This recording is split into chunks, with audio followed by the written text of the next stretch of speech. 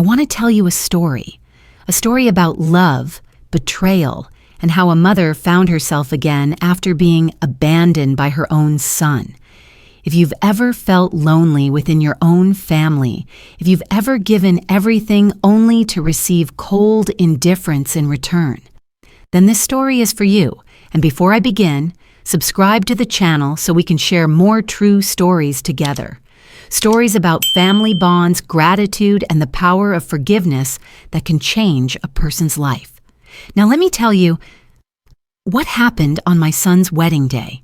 My name is Margaret, and I'm 71 years old. That day, I wore a pale blue dress I had carefully kept in my closet for months. The dress I bought to attend my son Daniel's wedding. The reception hall in downtown Portland shimmered with light. People laughed, chatted, and took pictures. White flowers filled the air with a soft, sweet scent. I stood at the front desk, holding a small purse, my heart beating slow and heavy. A young woman checked the guest list. She looked at the screen, then up at me, slightly confused. Her voice was soft, but I heard her clearly. "I'm sorry, ma'am, but your name isn't on the list." I smiled, trying to keep my voice steady. There must be a mistake. I'm the groom's mother. She looked at me with sympathetic eyes, then gently shook her head. "I'm really sorry, ma'am. It's not here." Inside the hall, I saw Daniel. My son was talking with guests.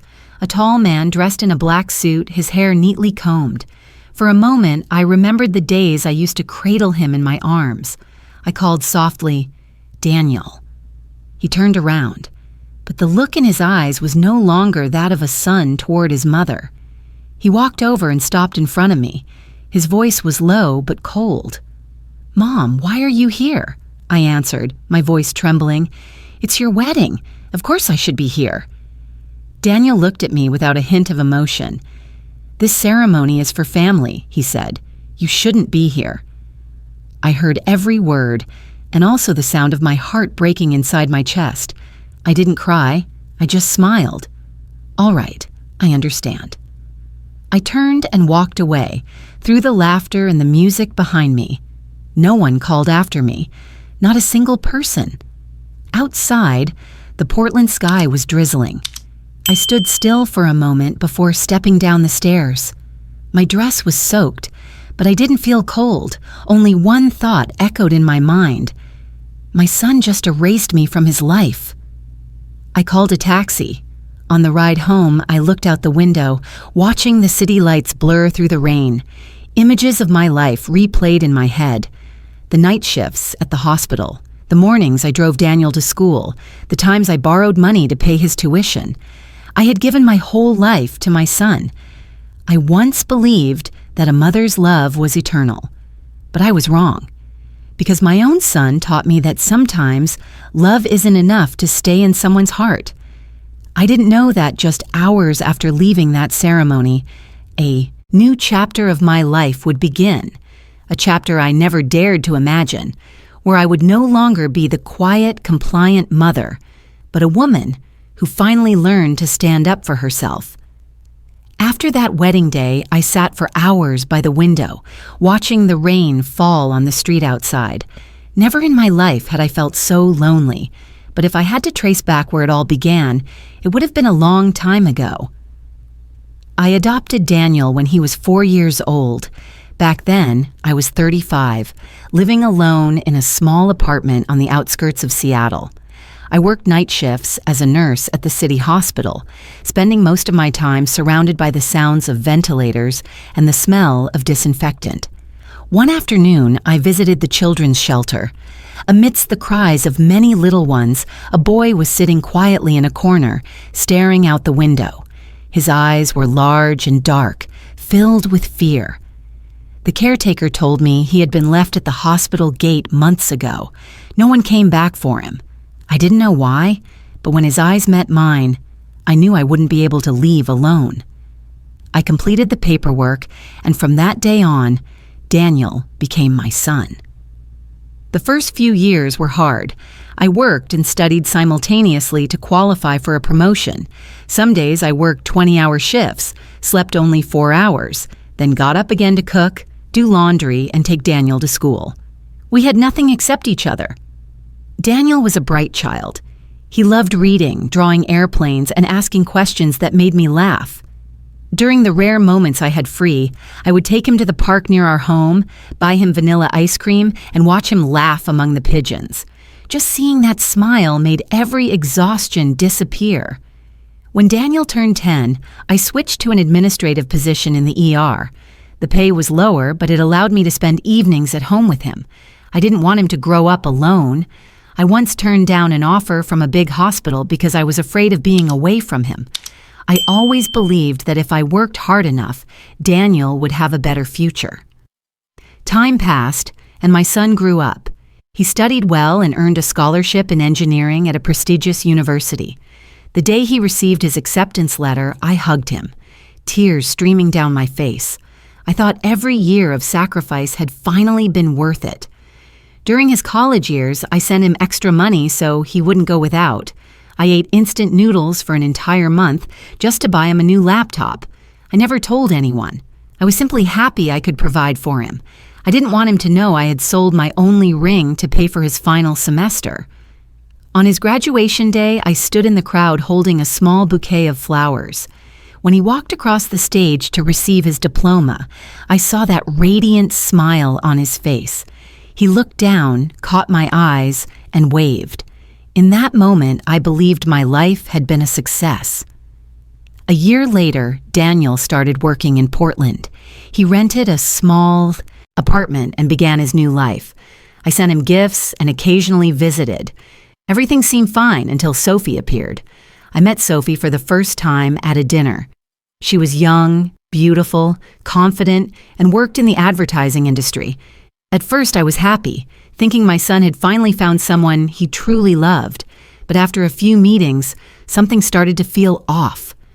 Sophie spoke gently, yet there was always a sting behind her words. One evening, while I was cooking dinner at Daniel's place, she picked up her chopsticks, tasted the food, and said with a faint smile, "The food's a little salty. I wonder how Daniel even grew up with this kind of taste." Daniel stayed silent. I pretended not to hear and just nodded, quietly replying, "I'll cook it lighter next time." But inside me, something fell, something small, but it fell deep. From then on, the distance began to grow. My calls became shorter. My messages often went unanswered. Whenever I visited, Sophie would say they were busy working on a project and needed to maintain their privacy. Daniel also said, "Mom, I'm an adult now. Don't worry so much." I knew he didn't mean any harm, but his tone grew colder. He was no longer the boy who used to hold my hand when thunder scared him. He was busy, successful, and had forgotten the person who built the foundation for it all. When Daniel announced he was getting married, I felt both joy and unease. I prepared a gift, a white handkerchief I embroidered myself with the letter D. I wanted Sophie to carry it on her wedding day. But that evening, when Daniel shared the news, he said, "Mom, Sophie and I want a small, intimate wedding, just for close family." I smiled, thinking of course I was family. I didn't know that, to them, that definition had already undergone a change. 3 days before the wedding, I called to ask about the ceremony time. There was a long silence on the other end of the line. Then Daniel said, "Mom, Sophie thinks you don't really fit the image we're going for. I'm sorry."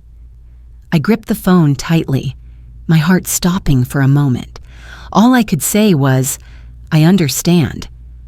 After hanging up, I sat in silence for hours, not because I was uninvited, but because I realized that for all those years, I had loved someone without truly knowing who he had become. On the wedding day, I still went, not to cause trouble, but because I needed to see my son one last time, as his mother. I didn't know that only a few minutes after stepping into that hall, my life would take a turn, one I never thought I'd be strong enough to face. That morning, I woke up early. The Portland sun was soft, the sky unusually clear. I brewed a cup of tea, sat on the sofa, and looked at the pale blue dress hanging in my closet, the one I had bought for my son's wedding. I had hesitated all night, but in the end, I decided to go. I thought, even if they hadn't invited me, I was still his mother. A mother doesn't need an invitation to witness her child's most crucial moment. I brushed my hair neatly and sprayed a hint of perfume. Before leaving, I looked at myself in the mirror. My face was lined with age, but my eyes still had their light. I whispered to myself, "It's okay, Margaret. Keep your heart calm." The ceremony was held in a luxurious garden filled with white flowers and golden lights. I walked toward the reception area, holding my small purse tightly. The staff at the desk looked at me politely and asked for my name. I told them. They checked the list, then went silent. A young woman pressed her lips together and bowed slightly. "I'm very sorry, ma'am, but your name isn't on the guest list." I heard her clearly, but still asked, "Are you sure? I'm the groom's mother." She looked at me, uneasy, and shook her head gently. "No, ma'am. This list was approved by the bride and groom. Your name isn't here." I felt a sharp pain in my chest. Part of me wanted to turn away, but another part urged me to stay. I looked around and saw Daniel stepping out from the stage area. He looked handsome in his gray tuxedo. His eyes met mine, and in that instant I realized something was gone. The love. All that remained was discomfort, as if my very presence spoiled the perfect picture he was trying to paint. He walked toward me, his voice low but cold. "Mom, why are you here?" I answered softly. "I came to give you my blessing." Daniel didn't meet my eyes. "You shouldn't have come. You know this is a small ceremony just for family." I replied quietly, "But I am family, Daniel. I'm your mother." He exhaled, looking away. "Sophie doesn't want you here. She thinks you don't fit the image we're going for." I stood still. That word, image, felt foreign, yet it cut into me like a small, sharp knife. I thought of all the mornings I woke up early to cook for him, the nights I sat by his bed when he had a fever, the countless times I stitched his school shirts back together. And now, all of that was dismissed for something called an image.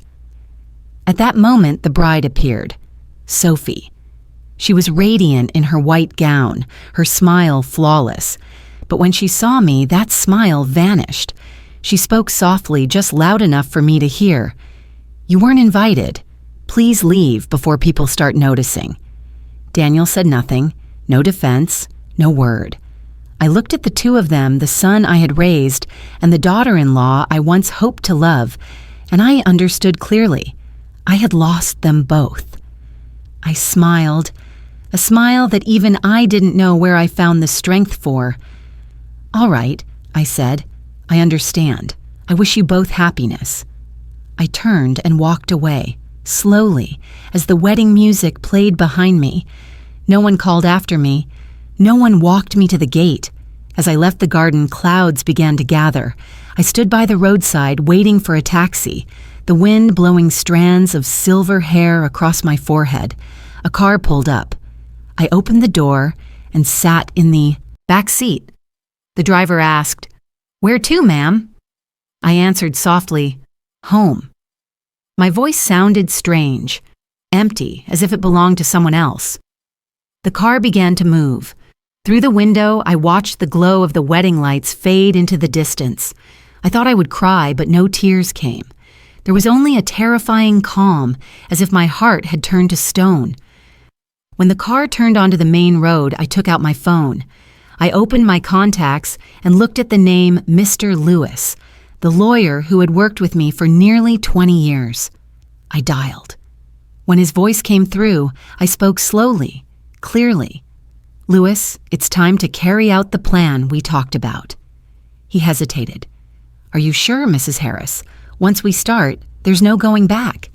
I replied, my tone eerily calm. "I've already lost everything, Lewis. Now it's time for me to take back the only thing I have left, my dignity." I hung up and leaned back in the seat. Outside, the rain began to fall softly. Drops streaked across the car window, blurring into long silver trails. In the dim light of the afternoon, I caught my reflection. A tired, aging woman, but with a new glimmer in her eyes, the spark of someone who has finally remembered how to live for herself. I didn't realize it then, but from that very moment, I had stepped out of the role of mother and into an entirely new journey. That night, I couldn't sleep. I sat alone in my small house staring out the window. The streetlight cast a golden glow on the wall, my reflection faint on the glass, thin, still, and silent. This house was where Daniel grew up. His old desk still bore the faint pencil marks from when he first learned to write. On the shelf, a few of his childhood toys remained, things I could never bring myself to throw away. Everything here was a testament to a lifetime of sacrifice. I had lived for my son, loved him, forgiven him, and protected him. And in return, my son erased my name from the happiest day of his life. But what hurt the most wasn't being excluded from the wedding. It was realizing I had lost myself somewhere along the way, lost in the role of being a mother. I used to be a strong woman, with dreams, with a career, with dignity. And piece by piece, I gave it all up just to orbit around one person. That night, I made myself a cup of tea and called Mr. Lewis, my old attorney. His deep, familiar voice came through the line. "Margaret, do you really want to go through with this? I still have all the documents, but once it's made public, there's no going back." I answered softly but firmly, "Yes." It's time Daniel understood that everything he has didn't just fall from the sky. Most people thought I'd been just an ordinary nurse all my life, but few knew that my father had once been a businessman in Europe. When he passed away, he left me a significant inheritance, shares in several companies, a few apartments in Vienna, and a portfolio of investments I had never touched. I never told anyone, not even Daniel. I wanted him to learn independence. I wanted our relationship to be built on love, not money. But now I realize by keeping that secret, I'd allowed my son to look down on me. In his eyes, I was just a poor, aging mother who needed to be told how to dress appropriately for his image. How ironic. The house he lives in, I bought it. The car he drives, the down payment came from my account. And the engineering job he has, it was thanks to a favor I called in from my late father's former business partner. I didn't want to take those things back out of bitterness. I just wanted him to understand that respect is not something you beg for. I opened my laptop and logged into my bank account. The number on the screen was so large, even I felt a moment of disbelief. I had lived frugally all my life, spending little, saving much, investing quietly. Every digit on that screen was proof of decades of endurance, hard work, and silence. I called Lewis again. "Tomorrow," I said, "I want to transfer all my assets back to my name and cancel every payment connected to Daniel." He replied, "Understood, I'll handle it immediately." I sat still, listening to the tapping of his keyboard through the phone. Everything in my mind was suddenly clear, as if a long, unfinished painting had finally been completed. The next morning, I began packing. I gathered only what I needed, my passport, documents, and a few clothes. Everything else I wrapped up and called a charity to come collect. The house grew emptier by the hour, but my heart grew lighter. When you've already lost everything, fear no longer has a place. Before leaving, I stood in the doorway looking at the bare room one last time. I whispered, "My son, I'm no longer your shadow." I moved into a small hotel downtown. The room overlooked the river, morning light streaming softly through thin curtains. I sat at the desk, sipping coffee, feeling a peace I hadn't known in years.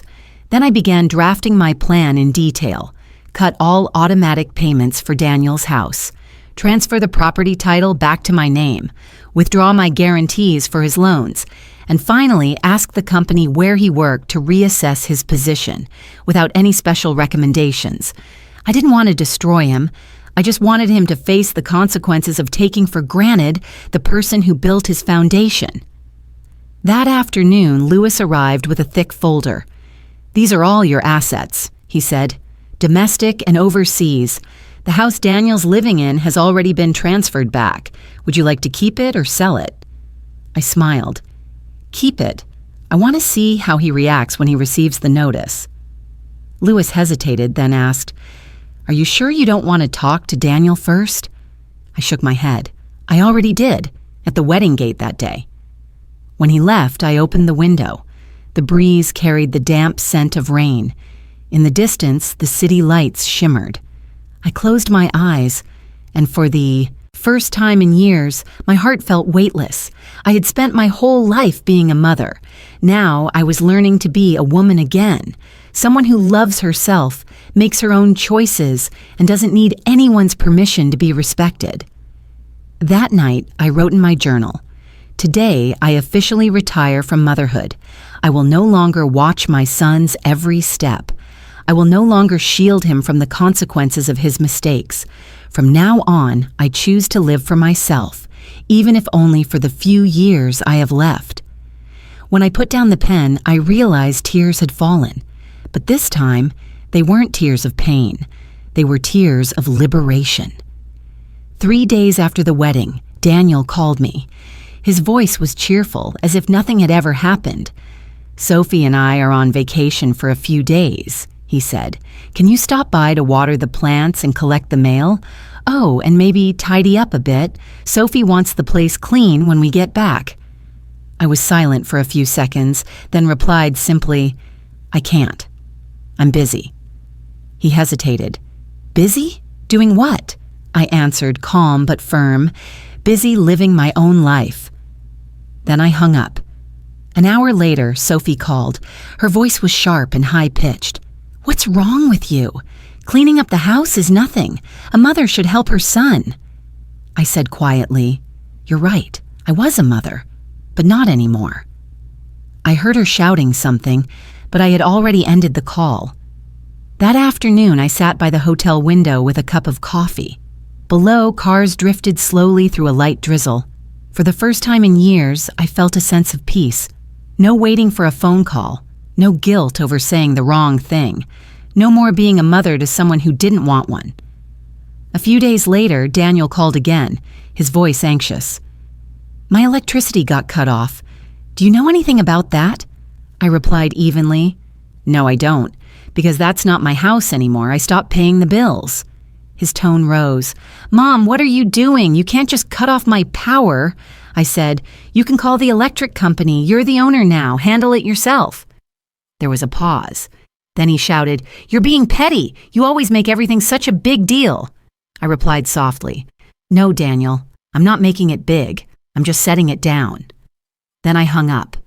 From that day on, everything began to collapse. The company Daniel worked for received a formal request to review all employee files. I didn't intervene, just asked them to evaluate fairly with no exceptions.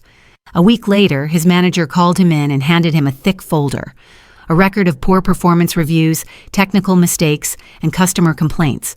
No one was there to shield him anymore. Daniel was temporarily suspended. As for Sophie, things weren't much better.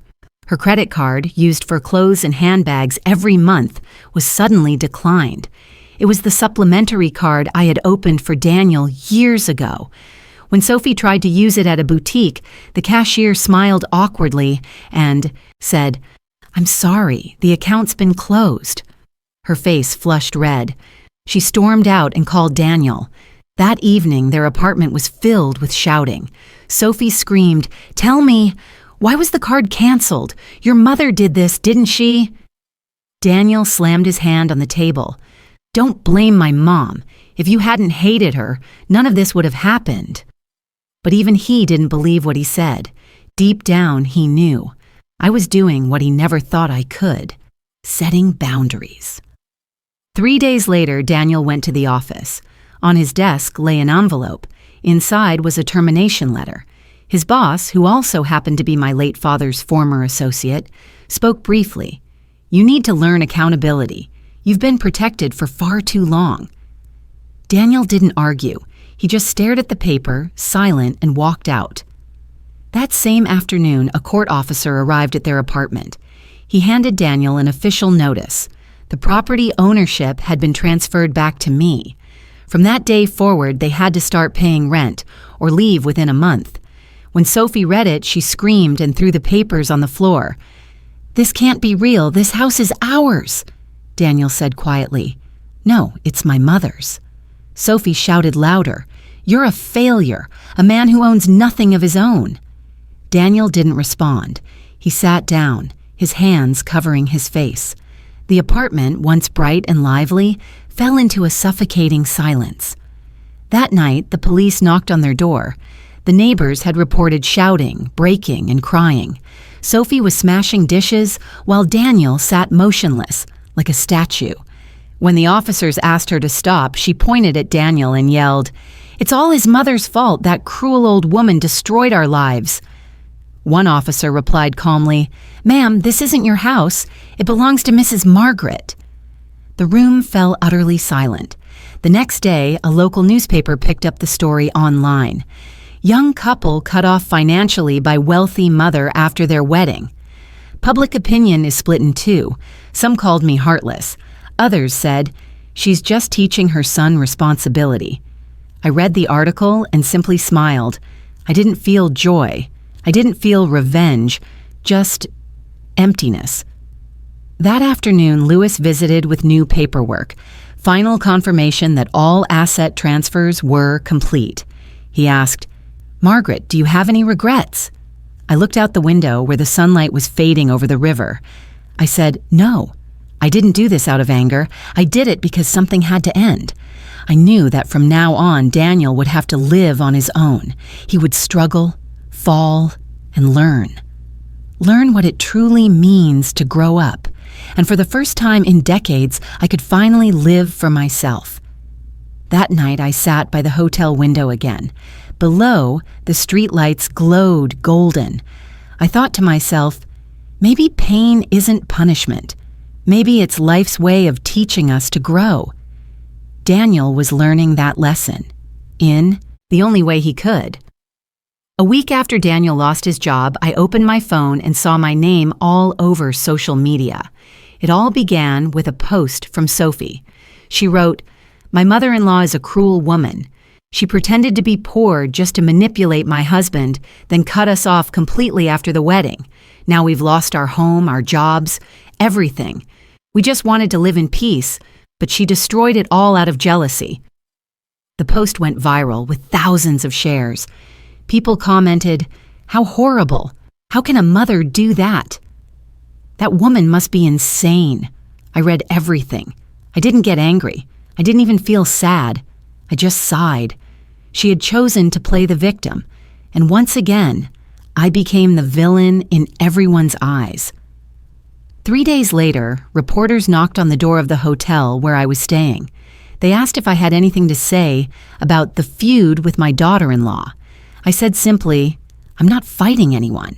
I just chose to step away from a relationship where there was no respect left." However, when I went online later, I saw that Sophie had taken it too far. She wasn't just twisting the truth. She was posting my photos, tagging my name in her rants.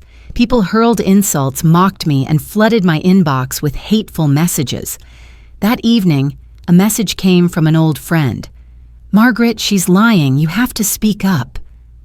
I sat silently in front of my screen for a long time. Then I opened my laptop. I knew it was time to tell the truth. I posted my own statement. No anger, no revenge, just the truth. Slow and steady. "I am the mother you've been cursing. I adopted my son when he was 4. I worked for 40 years to raise him. I quietly paid for his house, his job, his credit cards, but I never once boasted about it. I didn't cut anything off. I simply stopped. And when I stopped, they called me cruel." Then I attached the documents, copies of property deeds, bank statements, utility bills, and loan guarantees, all officially certified. The post spread quickly. People who had insulted me grew silent. Some even changed their tone. Maybe she wasn't wrong. She's just standing up for herself. 2 days later, I received hundreds of messages. Some said I was an inspiration to mothers everywhere. One woman wrote, "After hearing your story, I finally forgave my own son." But I knew Sophie wouldn't stop, and I was right. That night, she went live. Bright lights lit her face, her eyes red, voice trembling. "Hi, everyone," she began. "I know a lot of you believe her story, but she's lying. She's acting like a victim to gain sympathy." Viewers poured in. The comments exploded. "Prove it! Show evidence! Don't just talk!" Sophie's voice grew louder, shaky. "She recorded us! She's spreading lies and slander!" I was sitting in my hotel room watching the live stream, and I knew it was time for the truth to speak. I opened my phone, typed into the comment box, "Hello, Sophie. I'm watching. Would you like me to join you so we can tell the full story together?" Her screen froze. The chat went wild. "She's here. Let her speak. We want both sides." Sophie bit her lip, trying to stay composed. Under pressure from viewers, she finally nodded. "Fine. Let's hear what you have to say." When my image appeared on screen, the chat fell silent. I sat in my room, the river glowing faintly behind me, warm lamplight brushing against my gray hair. I spoke slowly, clearly. "Thank you for letting me speak. I'm not here to argue. I'm here to tell the truth." Sophie folded her arms and smirked. "Say whatever you want." I nodded. "All right, you said I made things up. Then here's a recording from our conversation a week before the wedding." I pressed play. Sophie's voice filled the room, sharp and unmistakable. "You're a burden. Daniel will never have a future as long as you're in it." The chat went silent. Sophie's face went pale. She stammered, "You edited that. It's fake." I replied calmly, "No. In this state, anyone directly involved has the legal right to record when being threatened or insulted. I only did it to protect myself." The comments exploded again. "That's really her voice." Poor woman. "How disrespectful can someone be?" I continued. "I never wanted revenge. I just wanted respect. I didn't take anything from you. I simply stopped paying for what I already bought. The house, the job, the credit cards, all of it came from me, and I have proof of every single one." I lifted a folder. Inside were copies of deeds, bank statements, and employment guarantees. My tone stayed calm. I once believed that love meant giving without condition, but maybe the only real condition of love is respect. Sophie looked at me, tears streaming down her face. You win. You've destroyed us." I shook my head. "No, Sophie. I didn't destroy anyone. I just stopped feeding an illusion." After that live stream, the internet turned upside down. People shared clips with captions like, "The strongest mother I've ever seen." "A lesson in self-respect." The hashtag #MeRespectMargaret spread everywhere. Sophie was fired from the boutique where she worked. Daniel's contract was permanently terminated. But what stayed with me wasn't their downfall, it was the silence afterward. No more hate, no more defense, just emptiness and exhaustion. I turned off my phone and stepped onto the balcony. The night air was cool, carrying the soft murmur of the river below. I asked myself, is this victory? Probably not, because every victory comes with a price. I had reclaimed my dignity, but at the cost of my only son. The next morning, a new message appeared on my phone. It was from Daniel, only a few words. "Mom, I'm sorry." I stared at the message for a long time. I didn't reply, not because I hadn't forgiven him, but because I knew that some apologies must be proven over a lifetime, not just a few words. After the live stream, Daniel and Sophie's world completely fell apart. The boutique where Sophie worked sent her a termination letter. The reason stated, causing reputational harm to the brand. She cried, begged, but no one listened. Daniel also lost his job permanently. The company sent an official letter ending his contract with a brief note attached. No one wants to work with a man who publicly humiliated his own mother. I didn't feel happy, nor did I feel vindicated. I only felt an emptiness, like an old house where laughter no longer lived. Online, my story was still spreading. Thousands of people shared, discussed, and praised it. They called me the mother who taught her son the most expensive lesson of his life. But in the silence of the night, I didn't feel like a victor. I felt like a survivor of a storm, because right or wrong, after all that, I had still lost my only son. 3 weeks later, Daniel sent a letter. Not an email, a real envelope with the messy handwriting I still remembered. "Mom, I don't know where to start. I used to think you just wanted to control me. But now I understand. You were trying to protect me from my own foolishness. Sophie is gone. She said she couldn't stand how people looked at us anymore. I've lost my job, my home, and my pride. But in the wreckage, I've started to see myself clearly. A selfish, shallow, ungrateful man. I'm not asking for forgiveness. I just want you to know I understand now." I read his letter, and tears fell onto the paper, not from anger, but from compassion. Because finally, the son I had raised for so many years had truly grown up, though the price had been far too high. I didn't reply, not because I didn't want to, but because I knew time would teach him the lessons my words could not. A month later, Daniel contacted Lewis, my lawyer. He said he wanted to return the house keys, sign a new lease, and pay rent independently. Lewis later told me he's not the same. He's thinner, quieter, and genuinely remorseful. I said nothing, but inside me, something warm flickered to life, like a small flame in a cold night. Time passed. The headlines about the wealthy mother betrayed by her son slowly faded.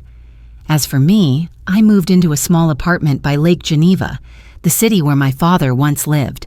In the mornings, I walked beneath the trees, listening to the distant church bells. No one here knew who I was. No one knew that my story had once set the internet ablaze. I was simply an old woman with silver hair who liked painting and chamomile tea in the afternoon. But sometimes, I still remember. The years of motherhood, the nights waiting for Daniel to come home late, the times I sat by his bed when he was sick, that love had never vanished. It simply slept deep in the quiet corners of my heart. One afternoon, I received another letter, shorter this time, but far heavier. "Mom, I'm in therapy now. The doctor says I need to learn how to forgive myself. However, I know I must start by apologizing to you, not so you'll forget, but so I can remember how to be human again. I hope you're at peace.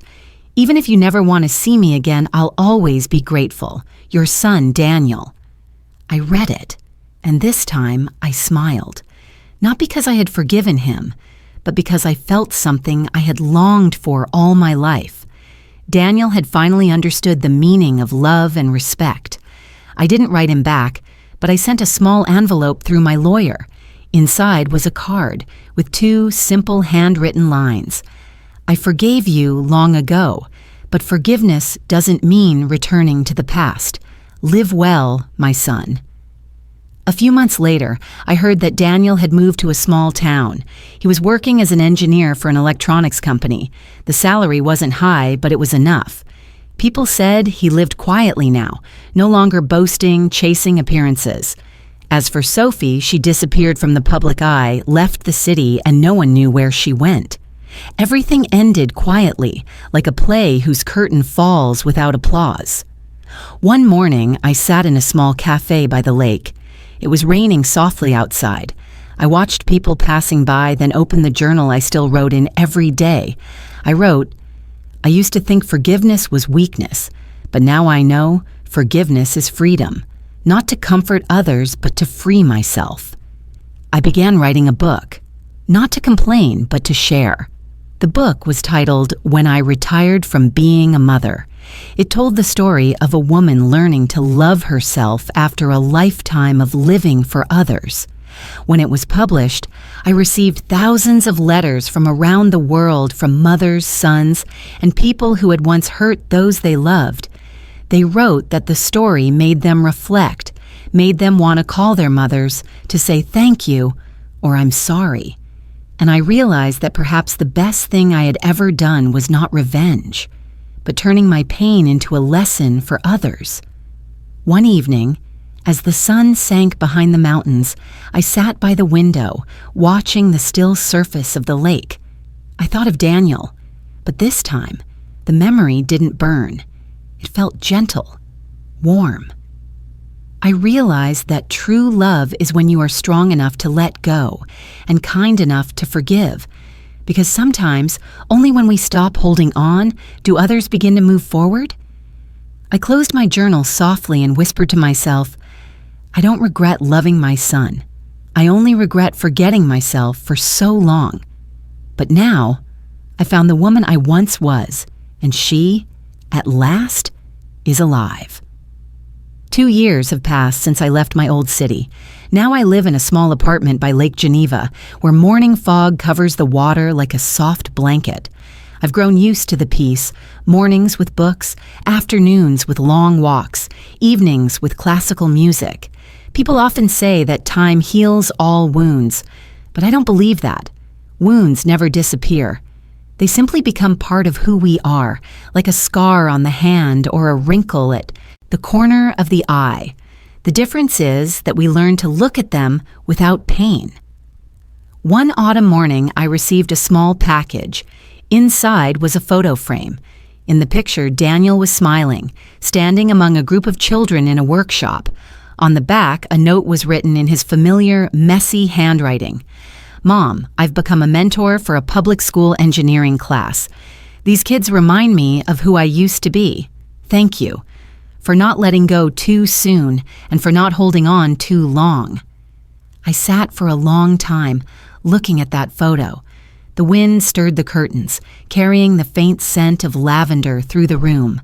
I smiled softly, not because Daniel had changed, but because I could finally think of him and feel peace. That night, I stepped out onto the balcony, watching the city lights shimmer across the still lake. Everything was quiet. No more arguments, no more tears, no more noise from the online world, only the wind and the steady, calm beating of my heart. I thought back to it all.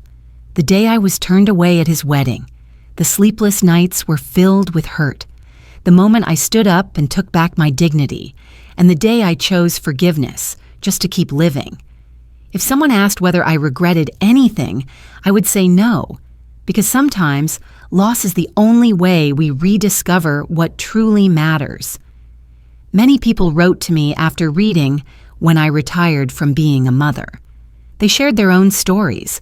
Some said they had called their mothers after years of silence. Some admitted they finally realized how ungrateful they'd been. And some mothers told me they'd finally found the courage to say no for the first time in their lives. I read every letter and understood my story was not mine alone. It was the voice of millions who had given their lives to family and were now learning to love themselves again. Family isn't always peaceful, but it is where we first learn about love and where we discover the power of forgiveness. I am no longer a resentful mother. I am a woman who has learned to walk out of the darkness and to use my own story as a light for others. One winter afternoon, I met Louis again, my friend, my lawyer, the man who had stood by me through every storm. He looked at me and smiled gently. "Margaret, you've truly rewritten your life." I replied, "Not rewritten, just continued it in a better way." We sat by the window watching the snow fall. I said, "You know, there's something I've learned after all of this. Forgiveness doesn't change the past, but it does change the future." Louis nodded quietly. I smiled, looking out the window. On the lake, snow fell, melted, and blended into the water, just as all pain eventually dissolves into stillness. I stood up and gently closed the window. Warm golden light filled the room. I opened my journal and wrote the final line of my story. I once thought living for others was happiness. Now I understand. Living well for myself is the greatest gift I can give to those I love. If you're listening to this story, take a moment to think of those who once loved you, a parent, a friend, or someone who quietly stood behind your life, unseen. And if you are someone who carries the weight of the world for others, remember you, too, deserve love, respect, and the right to live for yourself. Thank you for walking with me to the end of this journey. If you wish to hear more stories about family, gratitude, and healing, please subscribe to the channel so we can continue to share kindness and understanding, because sometimes just one story can change an entire heart.